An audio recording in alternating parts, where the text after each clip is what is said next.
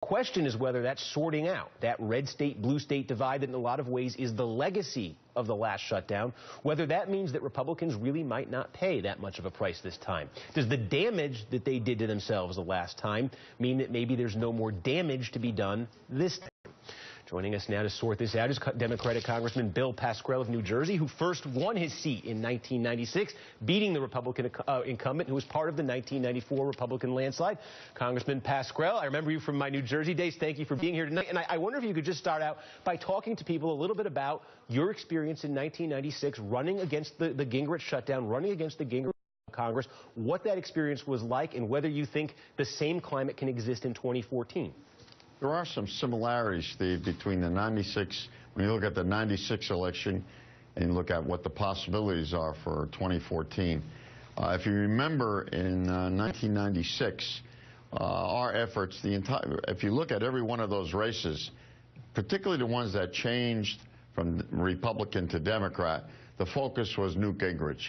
The focus was his leading the Republican Party at the time where they closed the government down, and that the Republican congressional candidates, many of whom were incumbents, were like puppets of Newt Gingrich.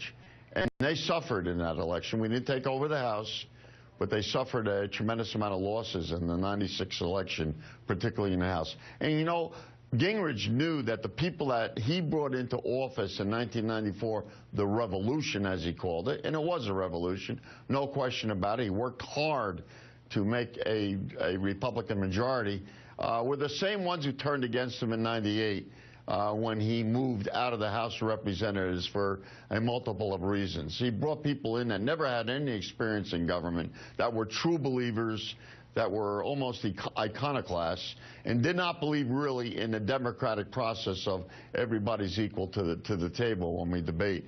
And that's what you might have this year. I'm not saying that I can't prognosticate. I cannot predict what's going to happen in 2014. But I have a good feeling that the Democrats have done the right thing.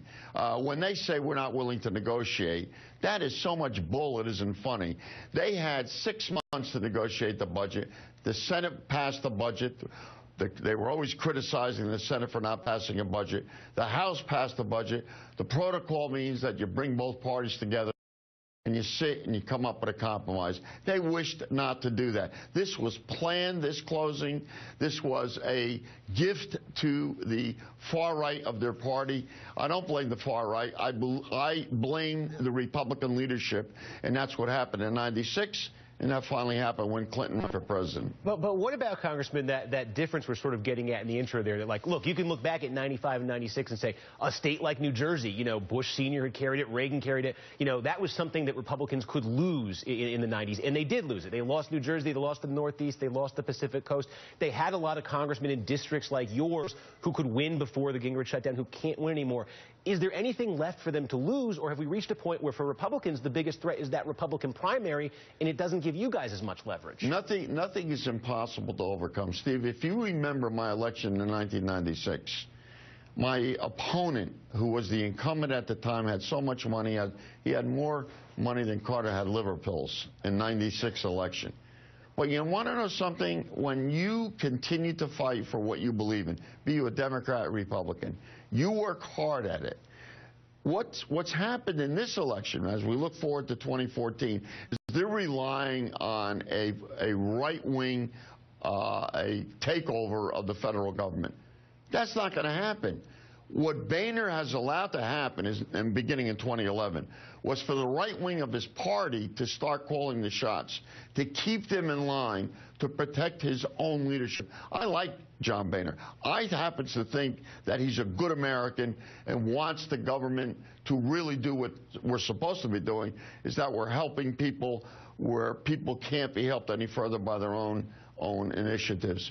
I personally believe that he's in for a sad awakening next year, and I would like him to stand up and say, let's have a clean vote on the budget. That's what we need right now. Let's get on with the other issues of the debt. Let's get on with the other issues of where this country is going in terms of its investments. If you looked at the last 4 months in terms of economic growth, if you look at the housing prices, if you look at where mortgages are going and how we've had a decline, thank God, in foreclosures, we're going in the right direction. But these Republicans don't want this president to succeed, and that's where it's at. People aren't dumb. They can understand this. I support the Health Care Act. I think it's going to work. They don't want it to be successful. Why not? Should they have a plan to take the place of the ACA, the Affordable Care Act? They don't have anything. All they have is rhetoric. All right, Congressman Bill Pascrell of New Jersey. No one can ever accuse you of hiding your true feelings. Thank you for joining us tonight. Thank you, Steve. It's always a pleasure to be with you. I appreciate it. Good to see you.